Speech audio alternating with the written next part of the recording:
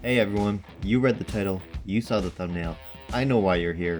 You want to know what it's like playing the Halo Infinite multiplayer beta on the first version of the Xbox One. So, let's get started. First and foremost, yes, everything you will see here was captured by me using a base Xbox One, not a One S or X, and yes, the game is still in beta. So if there are any major issues, Microsoft and the team at 343 Industries technically have time to fix or polish whatever needs to be done before the official release date. That being said, there aren't as many issues as I thought there might be.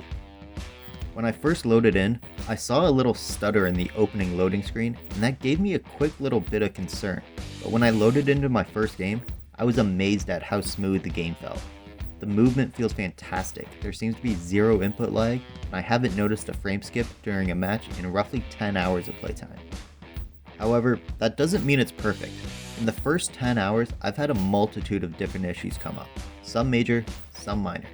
First off, I've had 4 hard crashes, all of them in the middle of a match, where it freezes, sound kicks back in for about 1 more second, then kicks me back out to the Xbox home screen. No explanation, no error message, just nothing.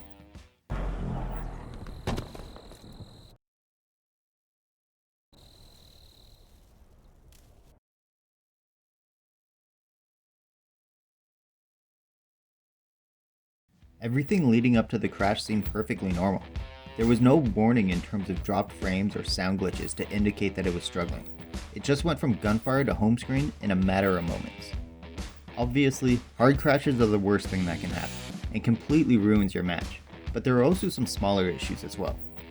I did have one graphical glitch that panned the camera through a wall, but it was during a moment where I was waiting to spawn, so it didn't have much effect on the game itself. I'm actually surprised this is the only graphical glitch I've seen. I figured that being on the oldest hardware, it would struggle to run and I would see a lot of weird things. I was expecting bodies on the ground to be twitching, I was expecting explosions or vehicles to go through walls or anything like that, but it never happened. I did have a moment where the game couldn't connect to the servers. It gave me 3 different error messages, all telling me there was a server issue.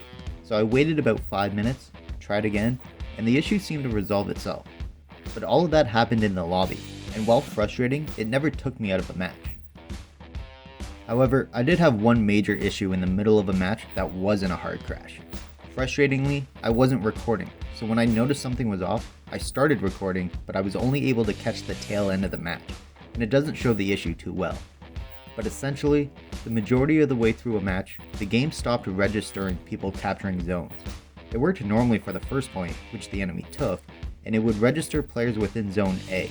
But with both B and C, it didn't matter which team was trying to capture it, it never registered. The zone indicators at the bottom never started moving for either team, which completely ruined the mode of the game. I have played this mode quite a few times, and it's the one and only time that it's happened to me. All of these issues have happened to me in both quick play and big team battle. They happen mostly in big team battle, but to be fair, I put more hours into that mode, so in my mind, that's the reason for it.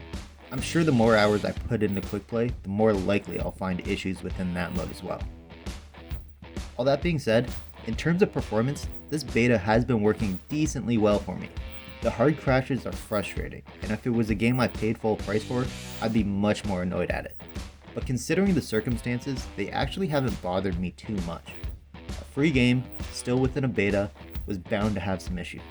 But if these issues happen to me during the full release of the multiplayer or campaign, then I won't be so forgiving.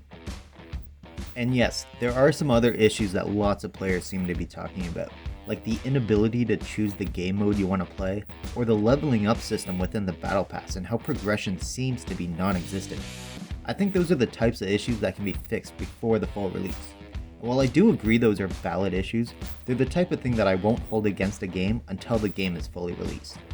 Right now, during a beta, it's technically a testing phase, so I'm gonna hold off talking about that stuff until December 8th. As for the performance of the beta on the base Xbox One, I'm rather impressed. Yes, I have had issues, but I was completely ready for frame drops, falling through the ground, sound glitches, poor hit detection, and input lag, and yet, I experienced none of that.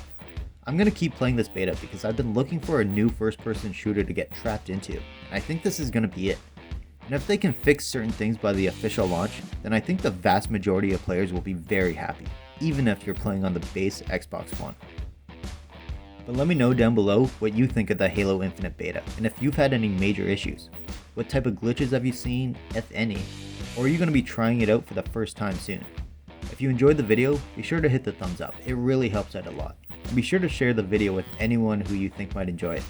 If you're new here, don't forget to subscribe for more video game related content. Thanks for making it to the end of the video. Thanks for watching. If you're playing this on the Xbox One and have Game Pass, then be sure to check out my video on Marvel's Avengers to see if you should try that game as well.